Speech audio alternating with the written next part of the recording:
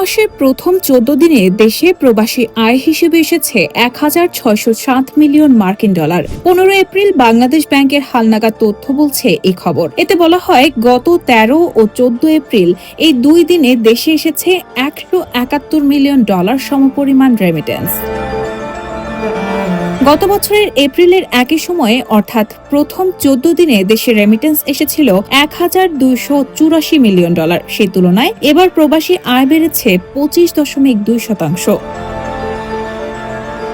এদিকে ২০২৫-২৬ অর্থবছরের জুলাই থেকে চলতি বছরের 14 এপ্রিল পর্যন্ত মোট রেমিটেন্স এসেছে ২৭,৮১৬ মিলিয়ন ডলার। আগের অর্থবছরের একই সময়ে এই পরিমাণ ছিল ২৩,০৬৯ মিলিয়ন ডলার।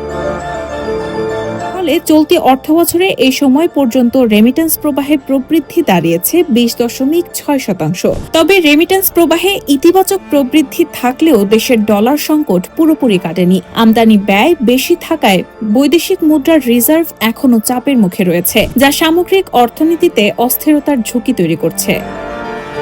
এছাড়া ইরান যুদ্ধের কারণে বৈশ্বিক অস্থিরতা ও অনিশ্চয়তার প্রভাবেও অর্থনীতিতে চাপ বাড়ছে, যা সামগ্রিক স্থিতিশীলতার জন্য চ্যালেঞ্জ হয়ে দাঁড়াচ্ছে। রাহানা হক মুন, RTNN।